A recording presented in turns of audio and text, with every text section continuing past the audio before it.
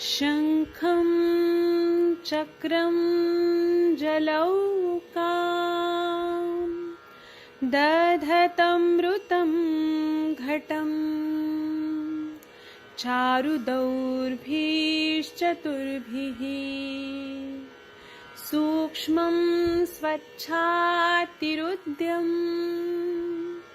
शुकपरिविलसनम्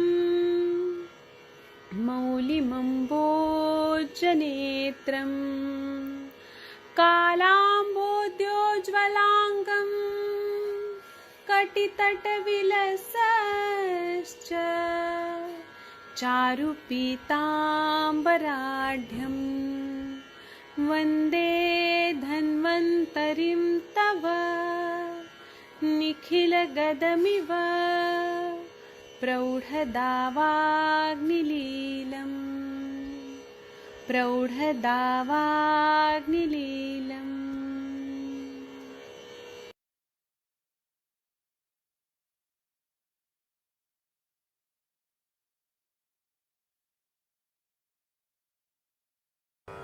नमामि धन्वन्तरिमादिदेवं सुरासुरैः वन्दितपादपद्मं लोके जरारुभयमृत्युनाशं दातारमीशं विविधौषधीनां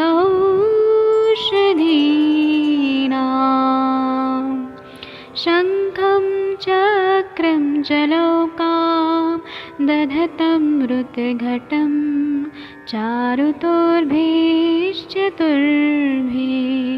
सूक्ष्मस्वच्छादिरुद्यं शुकपरिविलसन् मौलिमम्भोजनेत्रम् कालाम्बोदोज्ज्वलाङ्गं कटितटविलसत्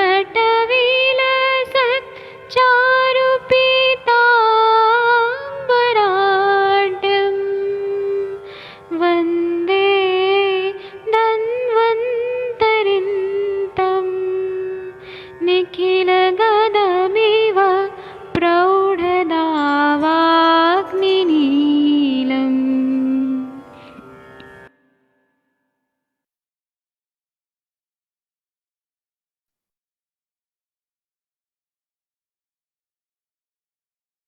प्रणाम सभी लोगों को। मैं वैद्य अरविंद पाठक पुणे महाराष्ट्र से आप सभी लोगों का स्वागत करता हूं। सभी लोगों को कोटि कोटि प्रणाम करता हूं। हम लोग अभी माधव निदान में तृष्णा रोग पढ़ रहे हैं। तो तृष्णा रोग में हमने ये पढ़ा था कि उसके कितने प्रकार होते हैं। अब हम एक एक टाइप पढ़ेंगे। श्लोक नंबर 3 देखिए, वातजा तृष्णा के लक्षण। इसमें ऐसा बताया है कि शामास्यता मारुत संभवायाम तोदस्तदा शंख शिरसु चापी स्त्रोतो निरुदो विरसम च वक्त्रम शिताभिरद्भिश्च विवृद्धिमेति। इसका मतलब ये है कि वातजा तृष्णा जब होता है तो मनुष्य का मुंह सूख जाता है। शाम्यतास्यता, इसका मतलब है कि मुंह जो रहता है वो कुमला जाता है, बहुत ज्यादा शाम हो जाता है, दीन हो जाता है। मारुत संभवायाम, फिर बोल रहे हैं दोनों कनपटियों और सिर में तोद होता है, मतलब जो टेम्पोरल रीजन है वहां पे बहुत ज्यादा पेन होता है, कान में बहुत ज्यादा पेन होता है। इसका मतलब है कि जल का और कान का कुछ तो संबंध है, क्योंकि कान में भी पीड़ा हो रही है प्यास लगने की वजह से। उसी तरह से वायु के कारण जलवायु स्रोत रुक जाते हैं। मुंह का स्वाद जो है वो विरस हो जाता है, बेस्वाद और रसहीन हो जाता है। स्त्रोतो निरोधो विरसम च वक्त्रम शीताभिरद्भिश्च विवृद्धिमेति। प्यास लगने पर मनुष्य जब शीतल जल पीता है उसको और प्यास बढ़ जाती है। वायु के दोष से वायु का और प्रकोप होता है जब ठंडा पानी पिया जाता है, तो इस तरह से प्यास और बढ़ती है। वास्तव तृष्णा से पीड़ित मनुष्य को नींद नहीं आती है। अब इसमें टीकाकार लिखते हैं और चरकाचार्य जी बोलते हैं कि निद्रानाश, सिर में चक्कर आना, गले तालु का सूखना, ये लक्षण बताए हैं। टीकाकार बोलते हैं कि वातजा माह शामस्य इत्यादि शामस्याता शुष्क दिन मुखत्वम। जब ये शामस्यता बोलते हैं तो इसका मतलब है कि शुष्क और दीन मतलब एकदम ऐसे लगता है कि बहुत दिन से खाया पिया नहीं है, इस तरह से दीन ऐसा मुंह बन जाता है। और वो फेस पे दिखता है पेशेंट को, मतलब वो देखने से ही पता चल जाता है कि मुंह सूख रहा है अंदर से और दीन हो जाता है। इसी तरह से स्त्रोतोरोध इति रसाम्बुवाही धमनी निरोधः, इसका मतलब यह है कि स्त्रोतोरोध जब ये शब्द बोला है तो इसका मतलब यह है कि वायु भी शीतल होता है और जल भी शीतल होता है, अतः शीतल जल पीने से वायु का प्रकोप स्त्रोत मार्ग विष्टम्भ जैसा हो जाता है। इस प्रकार वायु का प्रकोप होने से तृष्णा और भी बढ़ती जाती है। शीतल जल के निर्देश से अनुपचय की ओर ग्रहण किया गया है कि जब भी शीतल जल पीते हैं तो ये अनुपचय की तरफ जाता है और भी सिम्टम्स बढ़ जाते हैं। फिर बोल रहे हैं शीतल जल के निर्देश से अनुपचय का संकेत होता है। अद्भिश्चय, यहाँ पे चकार से चरकोक्त निद्रानाश का भी ग्रहण होता है। चरकाचार्य जी ने बोला है कि चिकित्सा स्थान अध्याय 22वां में बताया है कि निद्रा नाश होता है, शिरोभ्रम होता है, उसके बाद में गल तालु में शोष होता है, ये सारे सिम्टम्स आ जाते हैं। निद्रा नाश शिरसो भ्रमस तथा शुष्क गल तालु इति, तो ये वातज तृष्णा के लक्षण होते हैं। अब मैं अनम्यूट करता हूँ, आप लोग अपने अपने मत बताइए। आप लोगों ने ऐसे पेशेंट देखे हैं क्या वातज तृष्णा के, मतलब पानी पीने के बाद भी और प्यास लगती है? सबसे पहले कौन बोलेगा? डॉक्टर वर्षा मैम, आपने ऐसे पेशेंट देखे हैं? माधुरी मैम, अनुरिता मैम, बोलिए। प्रणाम सर। हाँ प्रणाम, आपने पेशेंट देखे हैं ऐसे? जी सर, मेरे साथ भी ऐसा होता है और एक और पेशेंट आया था, वो दिन भर है उसके साथ ये प्यास ही उसको लगी रहती है, चाहे वो गर्म पानी पिए या ठंडा पानी, और जितना पानी पीता है उतनी और भी ज्यादा प्यास लगती है जी। सर। लेकिन ऐसे वातज होगा ऐसा विभेद नहीं कर पाई थी मैं, पर तृष्णा रोग है बस यही सोच के उसको ऐसी कुछ कुछ मेडिसिन दी थी, शडंग पानी वगैरह। जी ठीक है। जी और किसी को कुछ बताना है तो बताइए, नहीं तो हम आगे बढ़ते हैं। बहुत कॉमन सिम्टम है सर, ये दिखता है ये पेशेंट्स। और दूसरा चीज इनको बताना पड़ता है कि हम ज्यादा ठंडा, अगर इनको गुनगुना पानी दिए या फिर कुछ स्नेह पान दिए तो अच्छा लगता है इनको, क्योंकि इनका तृष्णा बुझती ही नहीं है इनकी।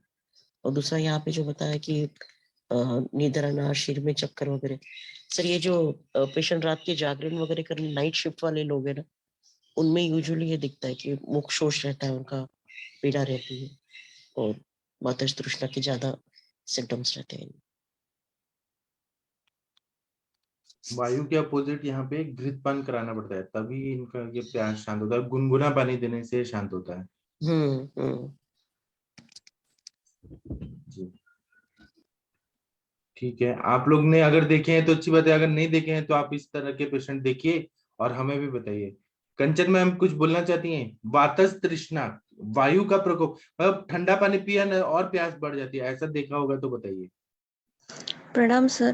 जी, ऐसे तो नहीं देखा है, स्पेशली मतलब वातज तृष्णा करके नहीं मैंने डायग्नोस किया है, पर अभी आप पढ़ा रहे हो तब से जब से पेशेंट आ रहे हैं तो तृष्णा के सिम्टम जो होते हैं, जो मतलब कि बीमारी के साथ वाले, तो वैसे देखने को मिल रहे हैं सर। उसमें मैं थोड़ा सा डायग्नोस करने की कोशिश कर रही हूँ कि वो वातज पित्तज या कफज ऐसे जाता है, मतलब स्वतंत्र रूप से तो नहीं, पर परतंत्र रूप से इसे जरूर देख रही हूँ अभी फिलहाल, क्योंकि ऐसे तृष्णा करके पेशेंट नहीं आया सर अभी तक फिलहाल।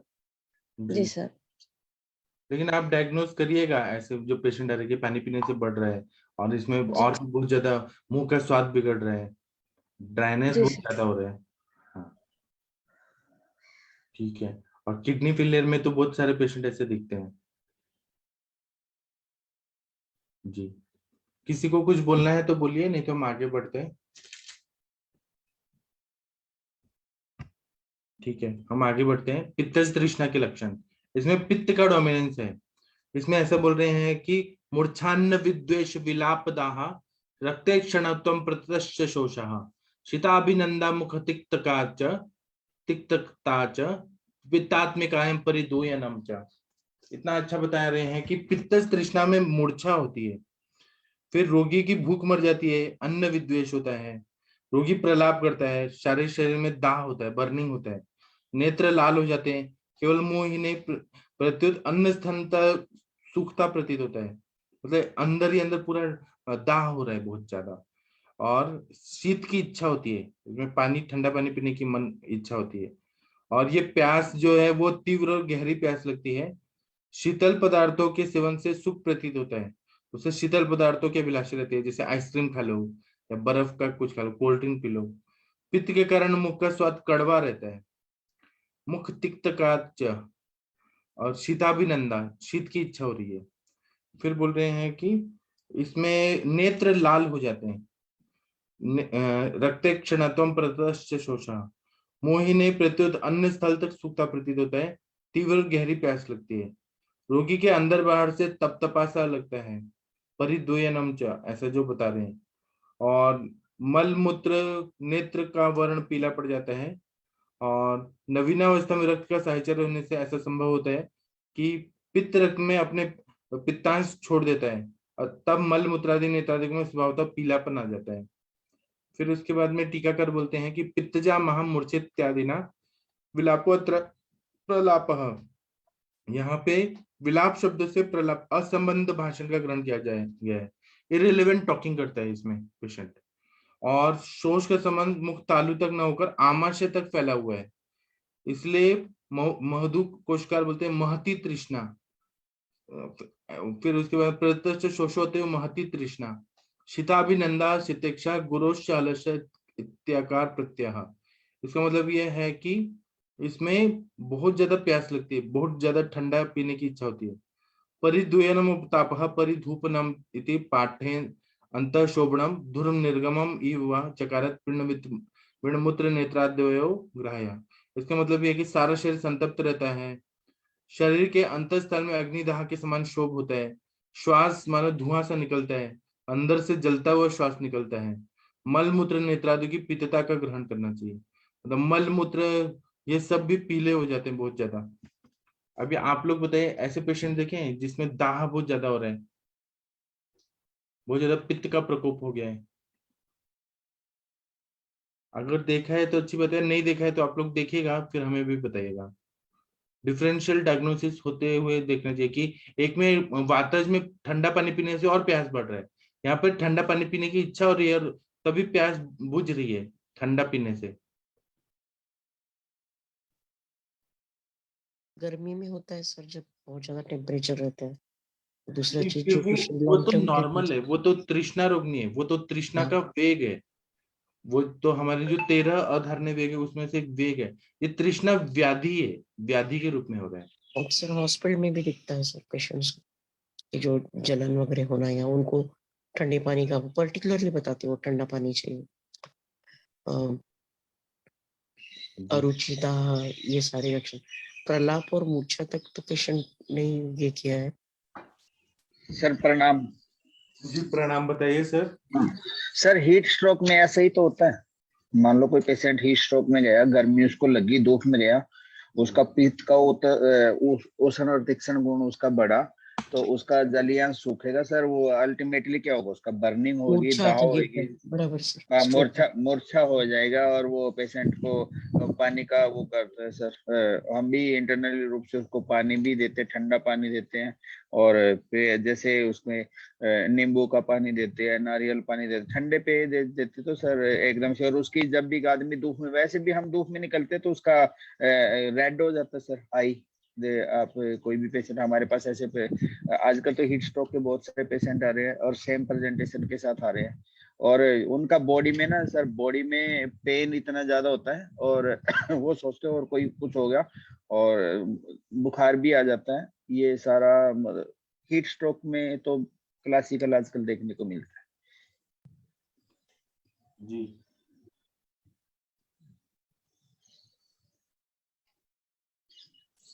और किसी को कुछ बताना है तो बताइए।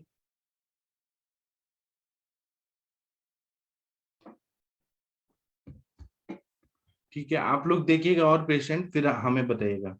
अब हम 5वां नंबर का देखते हैं, कफजा तृष्णा। इसमें बोल रहे हैं कि बाष्पावरोधात कफ समृते अग्नौ तृष्णा बलासन भवेत् तथातु निद्रा गुरुतो मधुरास्यता च तृष्णार्दिता शुष्यते चाति मात्रम। इसका मतलब यह है कि अपने कारणों से कुपित हुआ कफ जठराग्नि को आच्छादित कर देता है और कफ के अवरोध से उत्पन्न जठराग्नि ऊष्मा अधोगत होकर जलवायु नाड़ियों का शोषण कर लेती है और तृष्णा उत्पन्न कर देता है।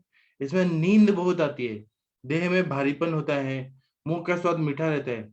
इस तृष्णा से पीड़ित मनुष्य अत्यंत कृश हो जाता है, क्योंकि जठराग्नि के दूषित होने से धातुओं का संचय नहीं होता। ये लक्षण कफ की तृष्णा से होते हैं।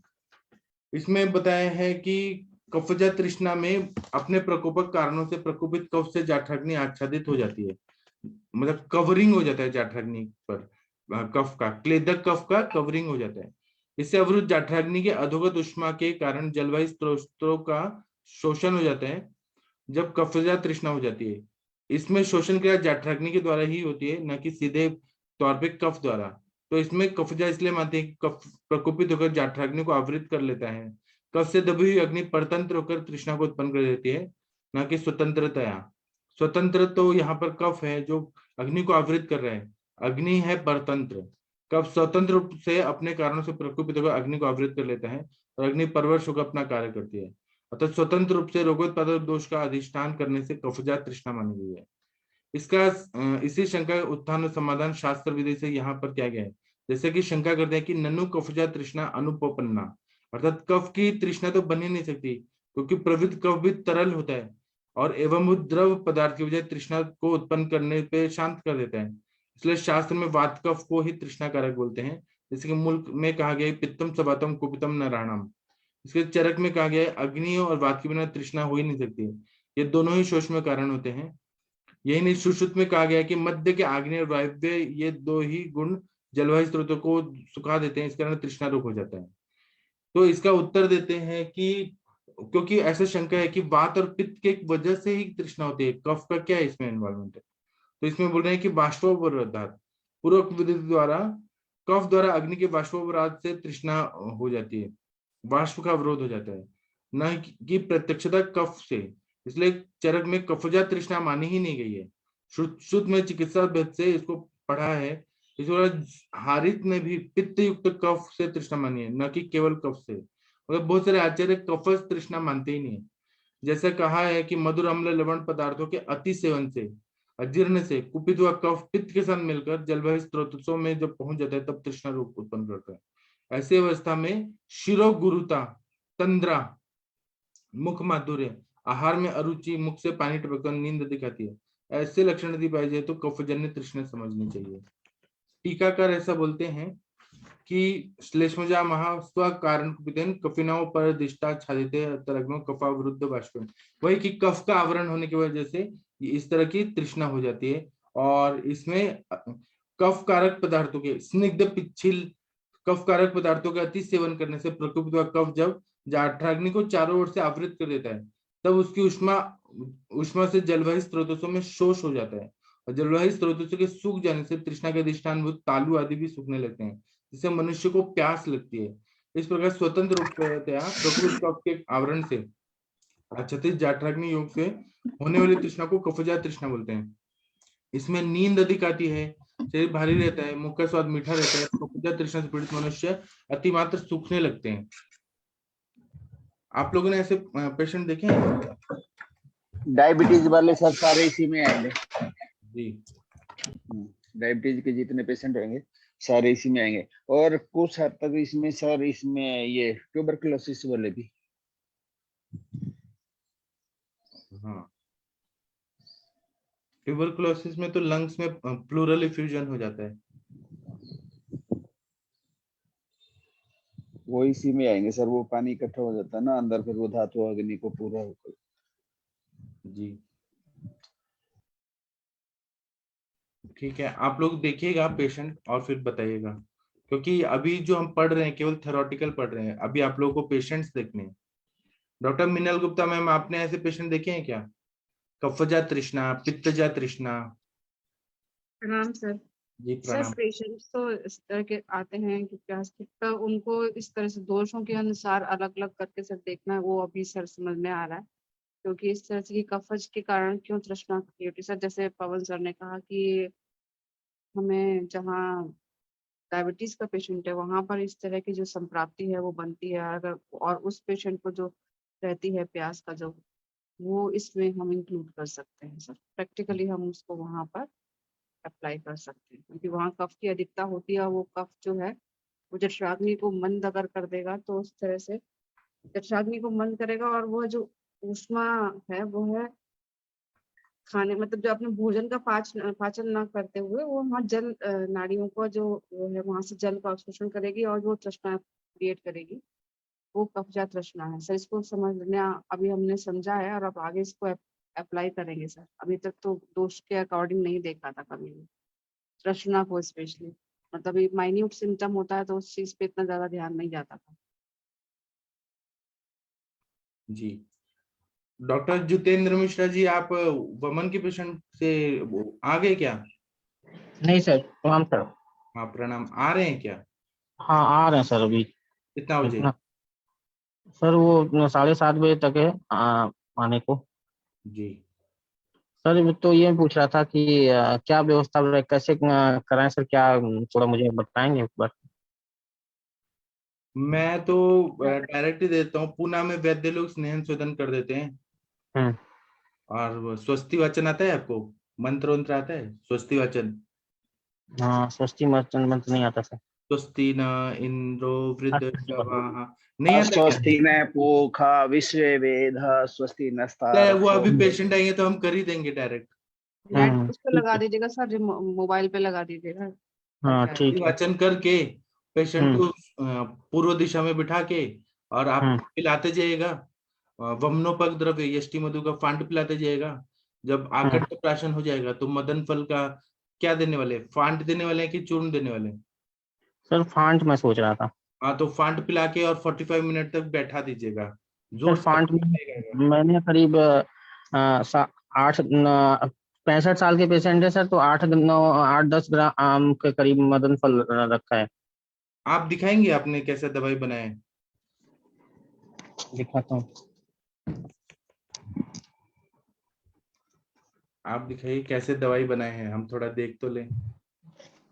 सर मदन फल का जो रहता है कल्पना, उसको आकंठ पान से थोड़ा पहले पिला देना चाहिए। कई बार हाँ। ऐसा होता है ना, जब पिलाते हैं तो वही मेडिसिन बाहर निकल जाता है, वमन प्रॉपर नहीं होगा। हाँ मिश्रा जी को देखते हैं ये कैसे बनाए। सर ये देखिए, अभी मैंने इसको भिंगा रखा था। जी ये क्या है? मदन फल का फांट। और वो वमनोपक द्रव्य यष्टि मधु का? अभी उसको नहीं बना, अभी उसको बनाना है। चूर्ण भिंगा रखा है। ठीक है ठीक है। तो सर इसको इस फांट को मतलब पहले कंठपान कराए मधुष्टि पिलाने के बाद? वमनोपक देने के बीच बीच में पिला दीजिए। अच्छा। बीच बीच में पिला दीजिए, जैसे 4 ग्लास वो पिला दिया, फिर ये थोड़ा पिला दिया, फिर वो पिला दिया, फिर ये पिला दिया। जैसे सर पटोल पत्र का फांट यूज करना नहीं? आपके पेशेंट को क्या तकलीफ है?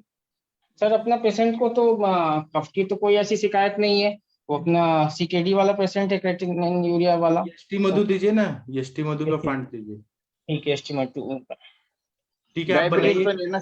डायबिटीज तो नहीं है ना? हाँ शुगर है ना।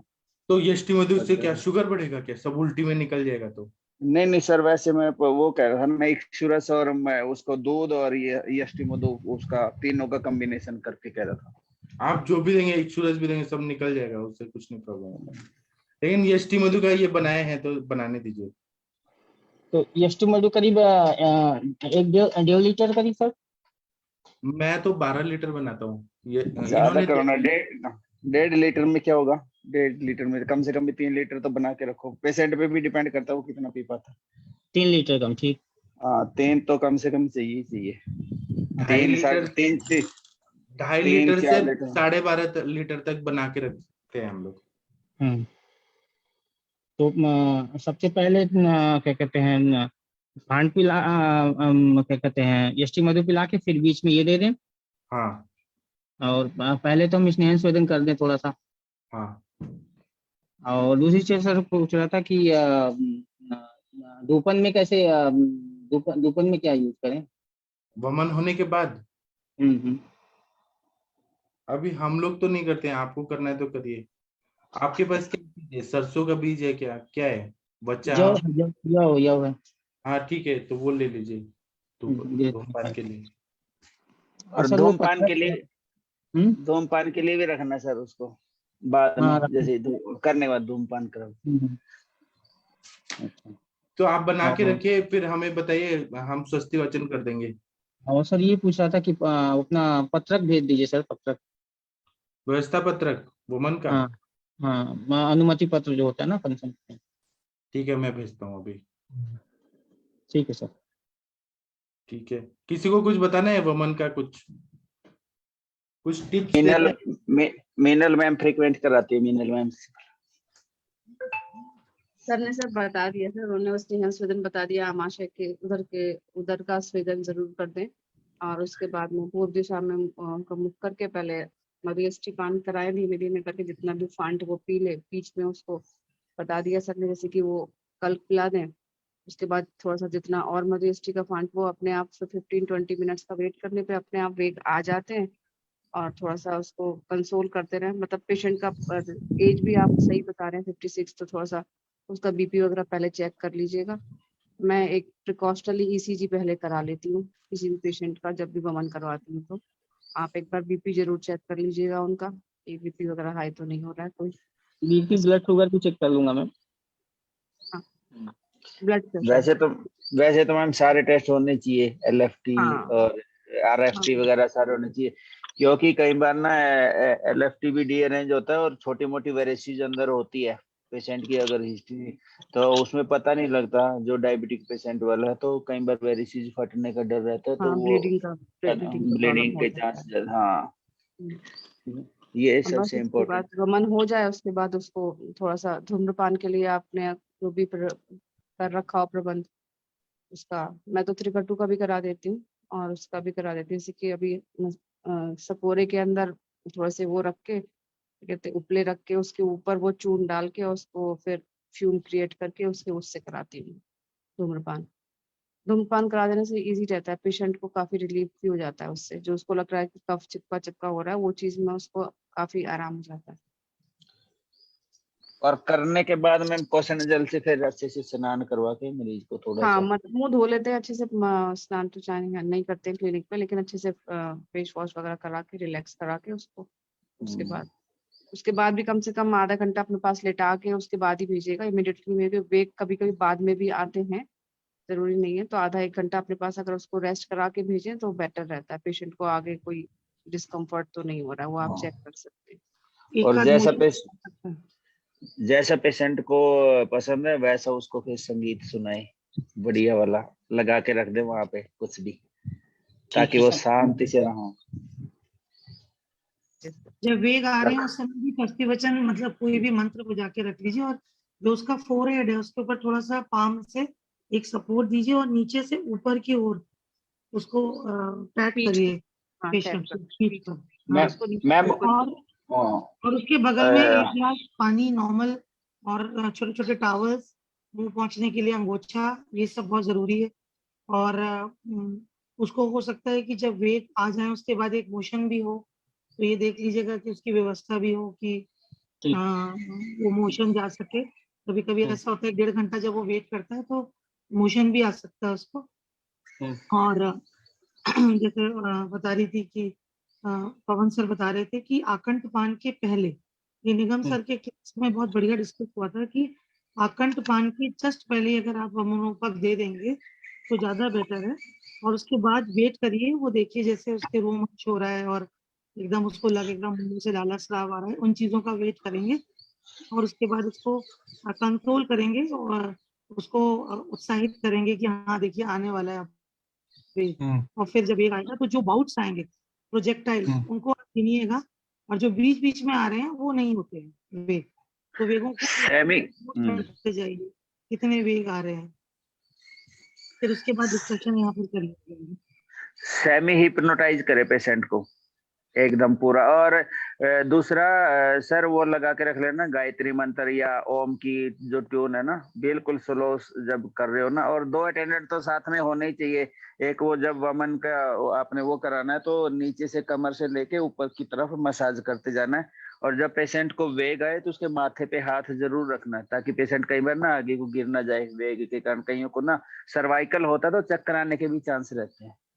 तो उसमें पेशेंट को ना जब वेग आए तो पेशेंट को एक बार माथे पे हाथ जरूर रखे, होल्ड करे माथे को, और थोड़ा एक हाथ कमर पे नीचे ऊपर की तरफ मसाज करते जाए। 2 अटेंडेंट तो सर आपको होने ही चाहिए वमन के टाइम। वैसे तो सैंधव लवण जेल वो भी वमनोपक होता है, तो थोड़ा सा हल्का सा नमक नमकीन पानी भी थोड़ा सा वहां पर रखें। हाँ ठीक। नमस्कार सर। नमस्ते, बताइए। सर एक मेरे पेशेंट थे सोराइसिस के, बहुत 4-5 साल पहले मैंने उनका वमन कराया था। तो पहले भी सोराइसिस में कराया था, वो सब ठीक रहा, बट उनमें वमन कराते वक्त लास्ट में, मतलब पहले तो वो पित्त वो सारा निकला, वो येलो सारा वो पानी निकला, उसके बाद लास्ट में बिल्कुल थोड़ा सा ब्लड आने लगा। जब ऐसा होने लगे तो हमें क्या करना चाहिए उस समय तुरंत? ब्लड आने लगे थे? बिल्कुल थोड़ा सा ही, जैसे मतलब मैं देख सकती थी, मैंने मतलब पेशेंट को संभाल लिया, मतलब कंसोल किया या जैसे भी करके उसका माइंड डाइवर्ट किया, बट मैंने देखा कि एक बिल्कुल पतला सा स्ट्रीक ऑफ ब्लड था उसमें एक बार में।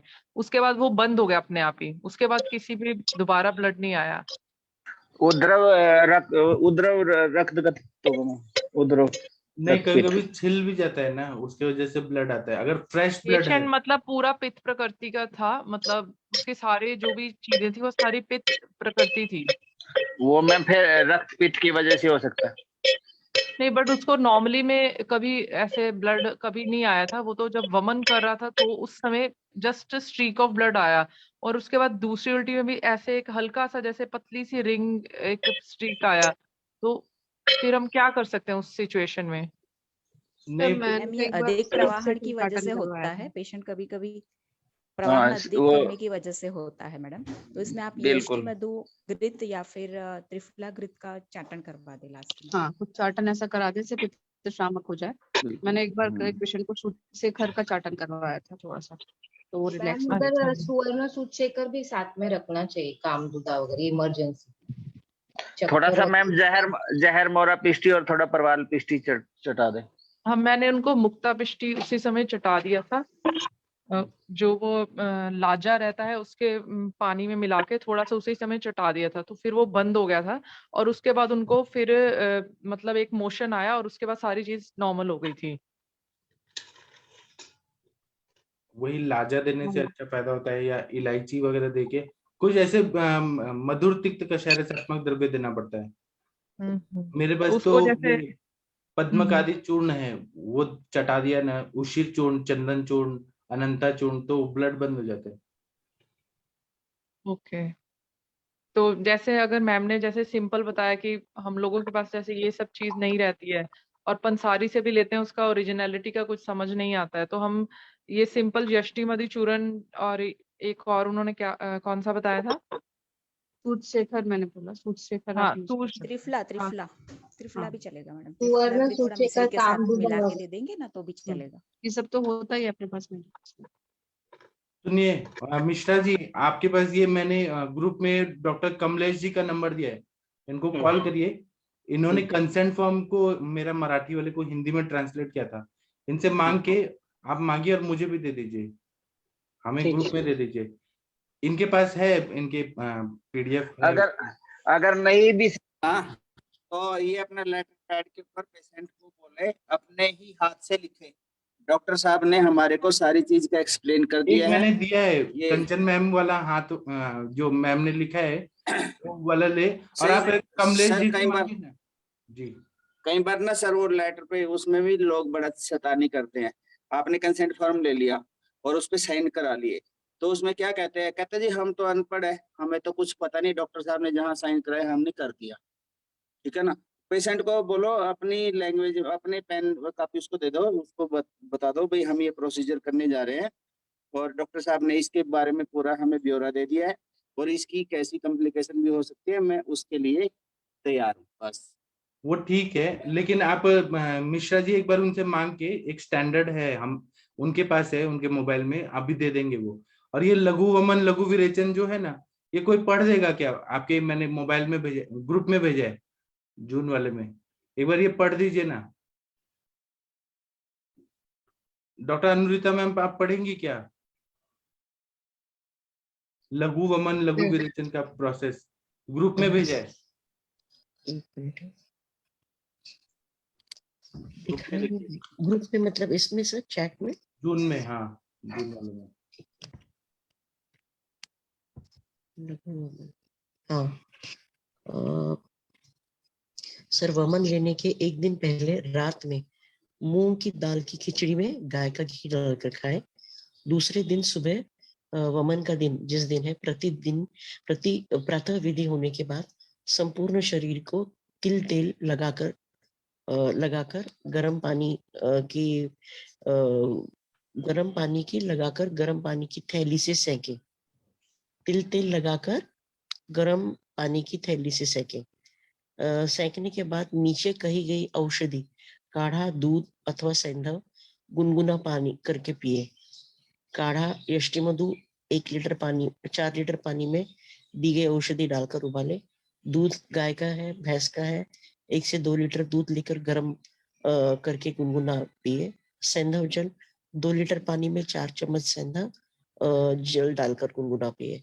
ऊपर कहे गए इन औषधियों में से जो औषध कहा है उसे पीने पर साथ में दी हुई वमन की औषधियों को 1 गिलास उबालकर पानी में आधा घंटा भिगोकर रखें और फिर छान कर ले। वमन का औषध लेने के बाद थोड़ी देर में 4 से 5 उल्टी हो जाएंगी।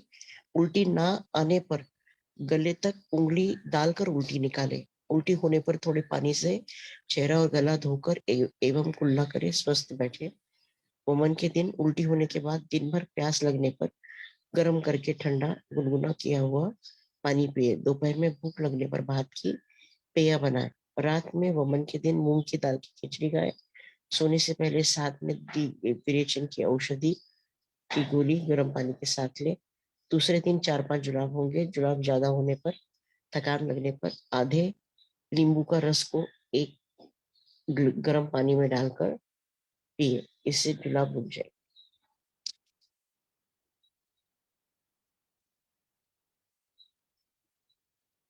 विरेचन के दिन जुलाब होने के बाद दोपहर भूख लगने पर भात की पेय से ले और रात के मूंग की दाल की खिचड़ी खाए। भात की पेय विधि 2 चम्मच चावल, 1.5 गिलास पानी एकत्रित करके उबाले और शेष रहने पर छान कर पिए। लघु वमन विरेचन होने के दिन प्यास लगने पर गर्म करके ठंडा किया पानी पिए। दिन में ना सोए, रात में ना जगे, फैन या एसी में ना बैठे, ठंडी हवा और धूप में ना घूमे, कोई भी व्यसन ना करे, गुनगुने पानी में स्नान करे, संपूर्ण ब्रह्मचर्य का पालन करे। लघु वमन विरेचन के बाद दूसरे दिन के नियम पथ्य का आहार ले। तीसरे दिन से दी हुई सब औषधियां। जी, और ये सहमति पत्र भी पढ़िए ना थोड़ा, जो नीचे दिया है, सुशील सर ने अभी भेजा। हाँ, सुशील सर ने अभी एकदम लास्ट में एक पीडीएफ है। मेरे रोगों की चिकित्सा, पेशेंट का नाम, पता, मोबाइल, मैं डैश अधो हस्ताक्षर करता, उम्र मेरी और मेरे रोग। ये नहीं, ये तो कंचन मैम ने बनाया। इसके नीचे अभी जो आया है, अच्छा, ये छोटा वाला कंचन मैम ने अपने मन से बनाया था। सबसे नीचे वाला देखिए, शशि स्टैंडर्ड हमने बनवाया था। जी सर, ये हाँ, सहमति पर पत्र। हाँ, काफी बड़ा है सर। पढ़िए ना, उसमें क्या है। मैं रुग्ण पंचकर्म प्रक्रिया के लिए डॉक्टर, मतलब शारीरिक और मानसिक विकार के लिए आयुर्वेदिक उपचार और पंचकर्म प्रक्रिया के लिए डॉक्टर के डैश इनके सहायक चिकित्सक द्वारा चयनित डॉक्टर को अपनी सहमति प्रदान करता हूँ। मैं इस बात को स्वीकार करता हूँ कि मैं आयुर्वेदिक उपचार और पंचकर्म प्रक्रिया में नियमित आहार से बदलाव की आवश्यकता होती है। चिकित्सक द्वारा दी गई सलाह का पालन करूंगी। मैं यह मानता हूँ कि आयुर्वेदिक उपचार और पंचकर्म प्रक्रिया में नियमित जीवन शैली एवं रहन सहन बदलाव की आवश्यकता होती है। डॉक्टर द्वारा जीवन शैली और रहन सहन को लेकर जो सलाह दी जाएगी उसका पालन करूंगी।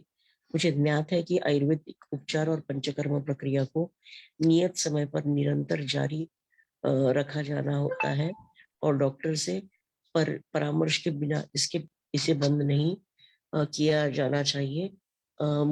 ये पांचवा, मुझे रुग्ण को उपचार के दौरान उत्पन्न हो सकने वाली स्वास्थ्य समस्याओं के बारे में अवगत कराया गया है। मैं डॉक्टर का सहायक चिकित्सक या डॉक्टर द्वारा नियुक्त चिकित्सक को उपचार तथा चिकित्सा प्रक्रिया के लिए सहमति प्रदान करती हूँ। मुझे बताया गया है कि स्वास्थ्य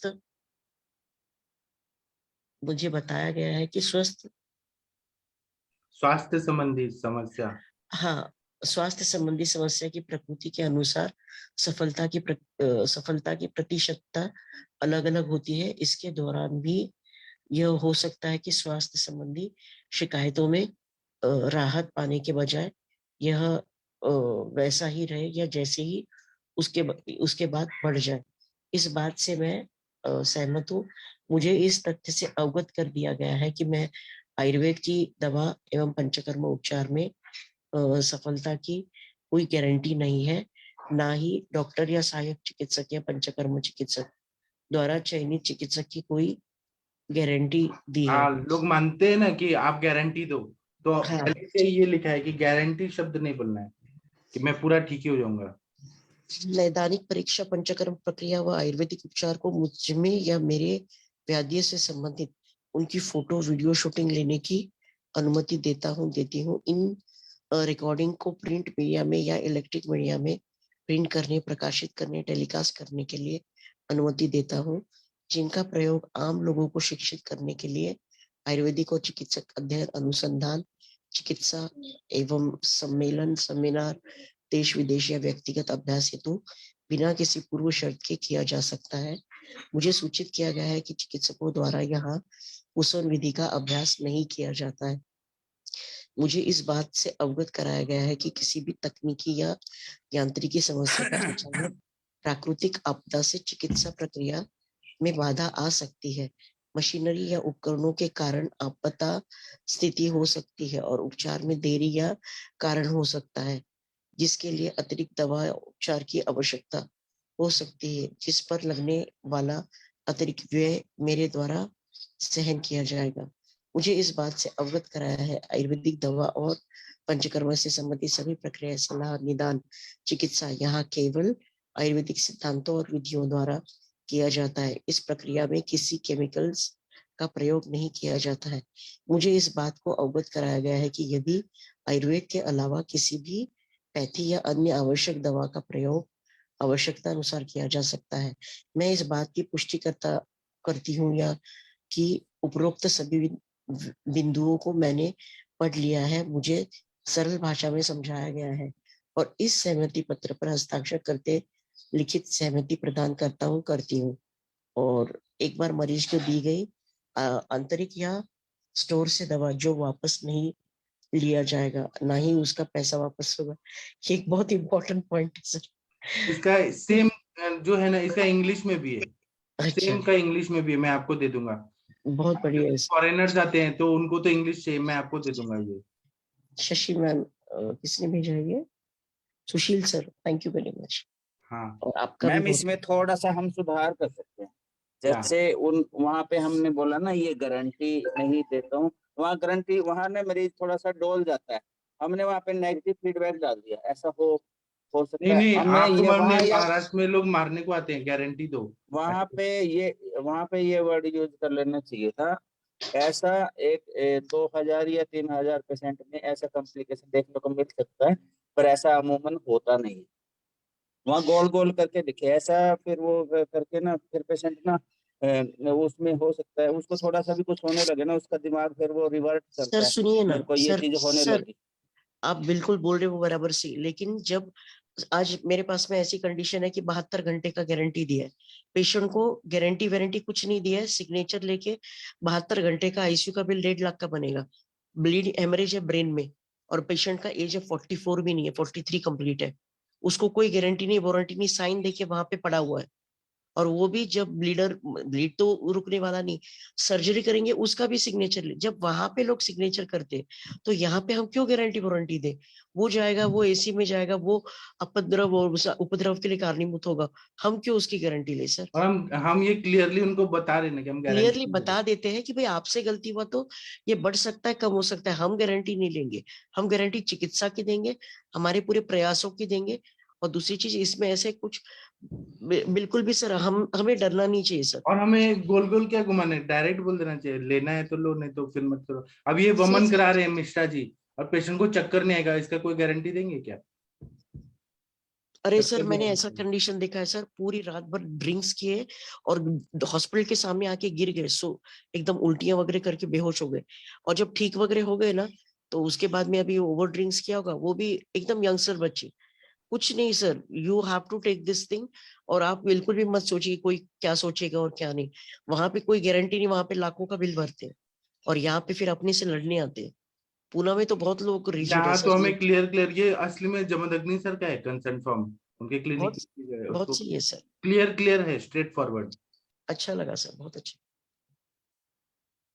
सर। बहुत अच्छा कॉन्सेंट फॉर्म है, यहाँ पर हम लोगों का कराते हैं। मेरे पास एक पेशेंट था, विरेचन के लिए आना था उसने, तो उसने क्या किया, चना भटूरा खा लिया और बहुत लेट आया। औषधि तो क्या पीनी थे, चना भटूरा खाया, मैगी खाया और सो गया। मेरे पास आता है, आके लड़ने शुरू कर दिया। तो बहुत अच्छी बात है, हमें भी, अब मेरे को भी ये सीख मिल गई कि कॉन्सेंट फॉर्म पहले लेना चाहिए। You are responsible, we are not responsible. मैं ऐसे और बहुत सारे पीडीएफ भेजू क्या? मेरे पास सर का बहुत सारा है, लेकिन थोड़ा मराठी में, उसको हिंदी में करना पड़ेगा। लेकिन सर भेजिए, ये आजकल के इसमें बहुत जरूरी है सर। ऐसे मेरे पास बहुत सारे नोट्स हैं सर के। हमारे तो वहाँ लोग लड़ने को आते हैं, मतलब मारने को आते हैं कि तुम पर केस कर देंगे, ये कर देंगे, वो कर देंगे। मैडम इसमें एक और पॉइंट चाहिए कि आपके जितने साइड इफेक्ट एलोपैथिक लोगों ने करके भेजे हैं, उस इसमें हम जिम्मेदार नहीं, क्योंकि उनका मॉडर्न का ड्रग तो चलता ही है और उसकी वजह से सीकेडी या लिवर और इस पे ग्रेनी में दृष्टि तो होती है। वो बोलेगा मैंने आपकी दवाई 2 हफ्ता खाई, मेरा इतना खर्चा हुआ, मुझे कोई रिजल्ट नहीं मिला। और उसका एसी इनिबिटर चालू रहता है, प्रोटॉन इनिबिटर चालू रहता है, प्रोटॉन पंप का ये सारा चीज चालू रहता है, H2 रिसेप्टर वाला। तो फिर ये सारी चीजें उसमें अवरोधात्मक निर्माण करती है ना, तो ये भी पॉइंट होना चाहिए आज के सब चीज करने के बाद। और डॉक्टर कंचन मैम, आप अपना एक्सपीरियंस बताइए, वो ब्लाइंड पेशेंट का, उसने आपको कैसे धमकाया था? कंचन मैम सुन रही हैं क्या? सर वो पेशेंट ने क्या किया था, आप लोग सुनिए, देखिए मैम को कितना परेशान किया था एक पेशेंट ने।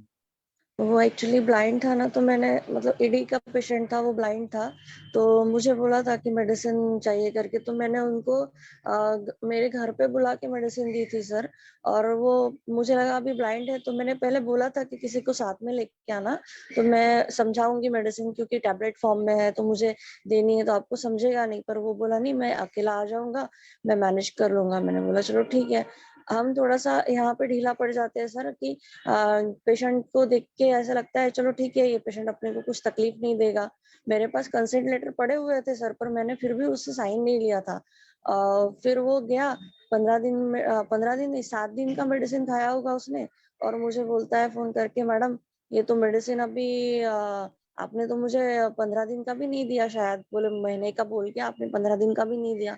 मैंने उसको ऐसे सीधे नॉर्मल टोन में ही बोला कि आपसे हो सकता है गिर गया होगा, मैंने तो आपको हाथ में पूरे पैकेट्स दिए थे, गिन के दिए थे, आपने खुद डाले आपके बैग में, और आप कैसे बोल सकते हो कि आपने खाली 15 दिन का मेडिसिन दिया। तो वो बोलता है नहीं नहीं, मैं पुलिस लाऊंगा, बोले आपकी कंप्लेंट करूंगा, ऐसे वैसे किया सर। तो मैंने फिर उसको बोला कि ठीक है, अभी आके आप मेडिसिन लेके जाओ और 15 दिन का मैं देती हूँ, पर अभी किसी को साथ में लेके आना। पर वो फिर भी किसी को साथ में लेके नहीं आया। मैंने फिर उससे अंगूठा लगवाया कंसेंट पेपर पे, उसका वीडियो निकाला पूरा, मतलब उसको बोला भी मैं वीडियो निकाल रही हूँ। अभी सर उसने उसके बाद यहाँ से जाने के बाद जो मेडिसिन लेके गया ना, उसके बाद एक भी फोन नहीं किया। मुझे आया तो बोलता है कि मैम ये मेडिसिन तो वर्क नहीं कर रही थी। मैंने बोला वर्क नहीं कर रही थी तो फिर आप फिर से वापस कैसे आए मेडिसिन लेने के लिए? ऐसे तो नहीं होगा ना, वर्क नहीं की है, वर्क की है इसीलिए आपको लगा कि नहीं और मेडिसिन लेके जाओ।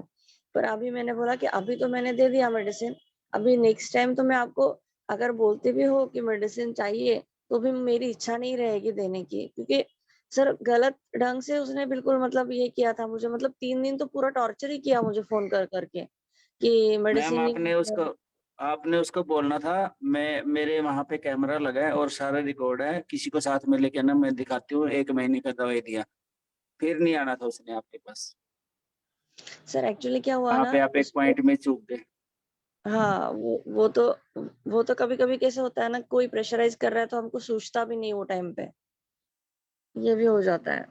उसको एक्चुअली मैंने घर पे मैम बुलाया जी, था। कभी कभी क्या होता है कि हमने पूरी तैयारी की और जिस दिन हमको देना है, प्रोसेस करना है, उसके पहले उसको फीवर आ गया या कुछ और प्रॉब्लम हुई किसी भी कारण से। जैसे कोविड के समय में ऐसा रहता कि पेशेंट को कोविड पॉजिटिव हो गए और वो अपने ही कारणों से सेंटर पे नहीं आए। उसके बाद उन्होंने ये चार्ज लगाया कि भाई मैंने तो ना तो अभ्यंग हुआ ना स्वेद हुआ मेरा, और मैं क्यों आपका जो आपने पहले मनी लिया था मैं क्यों वापस करूं।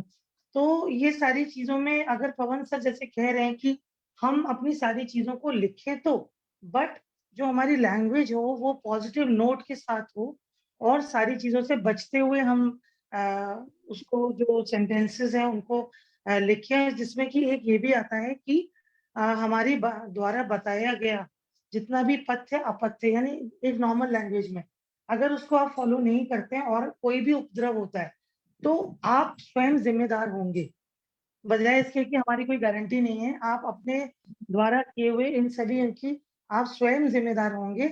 और हमारा ये जो चिकित्सा पद्धति है वो बहुत ही मतलब अच्छी पद्धति है, बट इसमें गारंटी देने का कहीं भी कोई नियम नहीं है।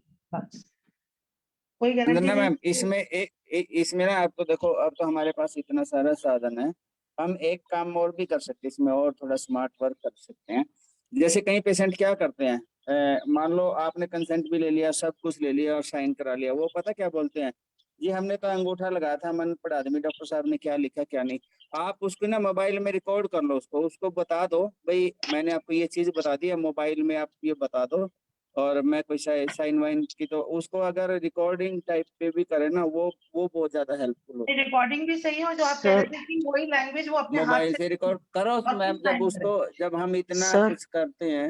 हाँ, पेशेंट के साथ में पेशेंट के रिलेटिव का भी रखिए। दूसरा चीज, कोई रिकॉर्ड और कोई बिल्कुल रीड करे नहीं, उसको रीड करना है, उसको समझना है, वो लैंग्वेज उसकी प्रॉब्लम है। हिंदी इंग्लिश दोनों का फॉर्मेट रखा है मैंने, हिंदी इंग्लिश दोनों भी करके भाई ये चीज मैंने वर्डली बता दी है, आपको पढ़ना है पढ़ो फिर सिग्नेचर करो, उसके ऊपर जिम्मेदारी छोड़ दो। बट द रीजन सर हम कुछ गलती नहीं कर रहे हैं, उसकी जरूरत है इसलिए वो हमारे पास में आता है।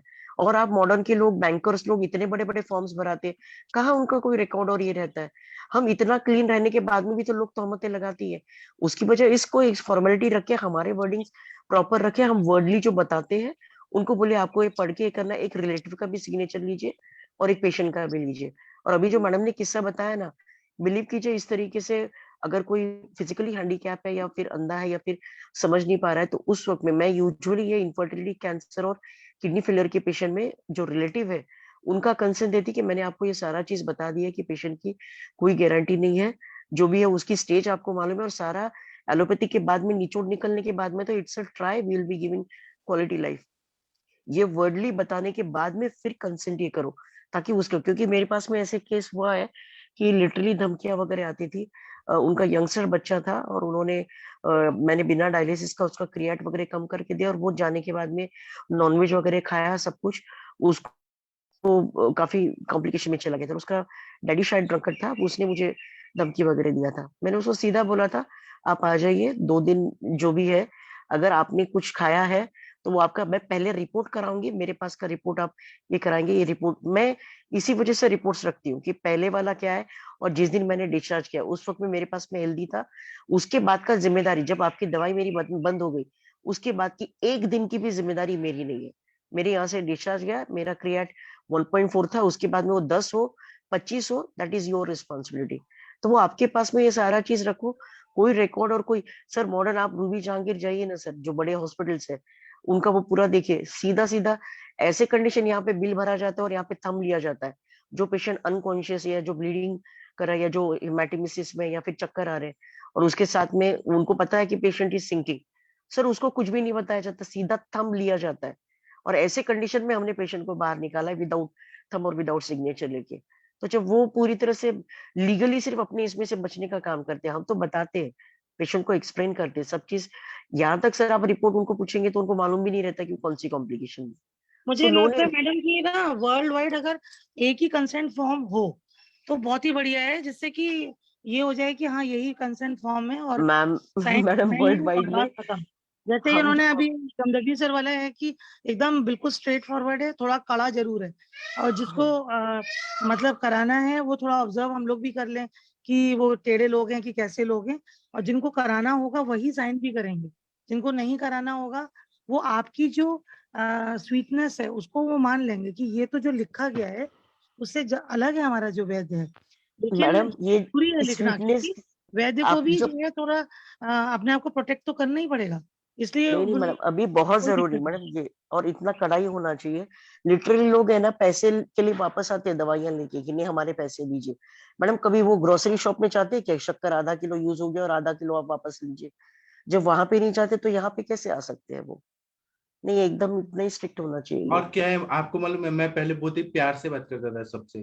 तो ये ना 2002 की बात है, मेरे एकदम स्टार्टिंग में मेरा प्रैक्टिस शुरू हुआ था। तो एक ना मुस्लिम पेशेंट आई थी, उनको पैरालिसिस हुआ था, हाँ ये पोलियो हुआ था, पोलियो।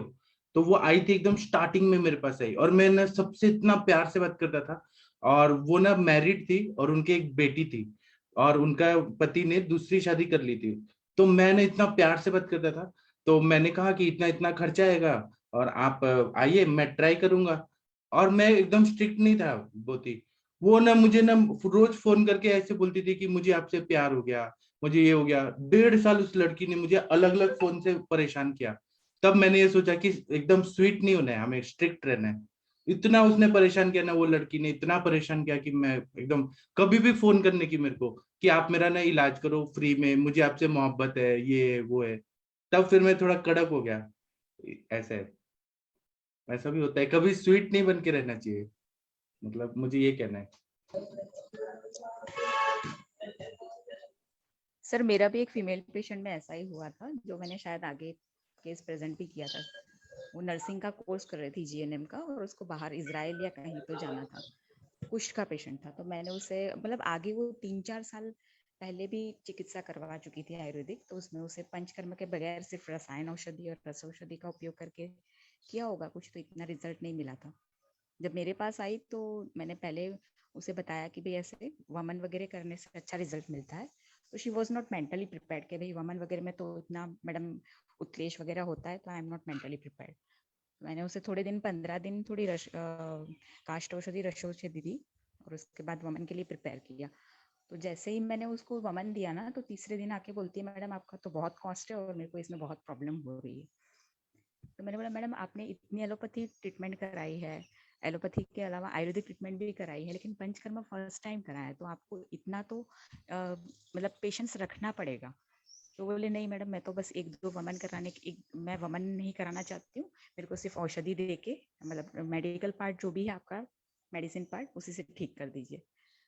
तो फिर बस यही सब 1.5 महीना ट्रीटमेंट लिया, उसका लीजन भी एकदम रिड्यूस हो गया था, फ्लैक्सिस वगैरह आना भी कम हो गया था, लेकिन फिर वो चली गई। मतलब ऐसे पेशेंट विड्रॉ कर जाते हैं। तो ये आपने जो पॉइंट्स अच्छे से इंक्लूड किए हैं ना, उसकी वजह से हम जैसे डॉक्टर्स को जो बोलते हैं ना सॉफ्ट हार्टेड, उनको काफी फायदा होगा। नहीं बिल्कुल मैम, क्योंकि क्या है ना आयुर्वेद में चॉइसेस रखते हैं वो, हमें ये नहीं करना, हमें वो नहीं करना। तो हम भी बताते हैं फिर आप जब तक सिम्टोमेटिक ही ट्रीटमेंट मिलेगा जब तक दवाई लेंगे। अभी जैसे कॉस्मेटिक के पेशेंट आते हैं तो वो बोलते हैं मैडम मेरा स्किन का प्रॉब्लम, आप विरेचन क्यों दे रही है, आप ये क्यों, इसका और कॉस्ट बोल दिया है ना मैम। इसकी वजह से कंसेंट लिखना बहुत जरूरी होता है, क्योंकि वो कंपेयर क्या करता है, बाहर एक 300 रुपए की क्रीम मिलती है, 200 रुपए का टैबलेट मिल जाता है, और आपके यहाँ पे तो इतना खर्चा है। तो वो ये कंसेंट पेपर एकदम बढ़िया है उल्टा। और इसमें मॉडर्न मेडिसिन और बाकी के साइड इफेक्ट आपको मालूम है, आपको बता दिए गए, ये ग्रहित धर के आपका आगे का ट्रीटमेंट, ये भी एक पॉइंट डाल देना चाहिए, क्योंकि बहुत सर खाते हैं सब पेशेंट। बड़े बड़े कॉर्पोरेट हो, आप बोलो आप बोलो। कॉर्पोरेट का क्या बोल रहे थे सर, आप बोलिए। नहीं ऐसे बोल रहा था, बड़े जो कॉर्पोरेट हॉस्पिटलों में पेशेंट का एडमिशन, इन्वेस्टिगेशन रिपोर्ट्स वगैरह जो सब करते हैं, तो वो पेशेंट पर पेशेंट का अटेंडेंस को दी भी नहीं जाती, वो वहीं रखी जाती है, जबकि वो रिपोर्ट्स वगैरह सब कुछ वो खुद के पैसों से कराते हैं कि भाई नहीं हमारे रिकॉर्ड में रहेगी, और पेशेंट को केवल डिस्चार्ज टिकट दिया जाता है, उसके पास और कुछ रहता भी नहीं है। मैंने एक इवन आप आईसीयू पेशेंट्स का ही देख लीजिए, आईसीयू में जो एडमिट पेशेंट रहते हैं उनको वेंटिलेटर पे डाल देते हैं, उसके बाद आप 15 दिन रखो, चाहे 10 दिन रखो, चाहे महीना रखो, कोई रिलेटिव चूचा नहीं करता है कि इनको क्यों रखा है, क्योंकि उनके बराबर पास कंसर्न बराबर फॉर्म साइंड होता है कि पेशेंट हमारे ऑब्जर्वेशन में है, उसको कुछ भी हो गया तो उसकी जिम्मेदारी हमारी नहीं है। ऐसा हम भी छाती ठोक के बोलना मैं चाहिए कि नहीं, मैम हम अगर हमारे पंचकर्म कर रहे हैं तो उसमें कुछ भी कॉम्प्लिकेशन आए तो उसमें आपकी भी 80% रिस्पॉन्सिबिलिटी रहेगी, बाकी की 20% हम लेंगे। लेकिन अगर पथ्या पथ्य में आपने कोई भी पालन चूक हुई तो उसकी जिम्मेदारी आपकी रहेगी। मुझे तो ऐसे लगता है कि इनफर्टिलिटी वाले पेशेंट का अलग होना चाहिए कंसेंट फॉर्म, कैंसर डायबिटीज का होना चाहिए, मतलब इतना अपने यहाँ पे, क्योंकि पेशेंट सीधा आता ही नहीं है, उसको पहले वाला बताया कि नहीं सब नॉर्मल है, फिर भी वो 2 साल IUI करता है, 3 साल IVF करता है, और फिर अपने पास में आता है, और वो कंसीव भी हो जाता है तो भी हम उसका कोई प्रोग्रेसिव या कहीं पे प्रेजेंट नहीं करते हैं। उसकी वजह अगर हमने ये कर लिया अलग कंसेंट फॉर्म करके कि भाई आपको सब कुछ मालूम, और रिजल्ट मिलने के बाद में उससे फीडबैक ले लिया, इट कैन हेल्प अस। या मैडम डबल माइंडेड होते हैं पेशेंट, इनफर्टिलिटी के पेशेंट ज्यादा डबल माइंडेड होते हैं। वो क्या करते हैं, आयुर्वेदिक ट्रीटमेंट कराते हैं, फिर अगर कंसीव हो गया तो चले जाते हैं गायनेक के पास, MD गायनेक के पास, और फिर वहां पे कोई कॉम्प्लिकेशन हो गया तो फिर हमारे पास आते हैं। हाँ तो कहते हैं ना हम आपने ये किया तो हमको ये हो। ठीक है, अभी हम थोड़ा सेशन बंद कर देते हैं, फिर मिलते हैं। प्रणाम सभी लोगों को, थैंक यू, धन्यवाद।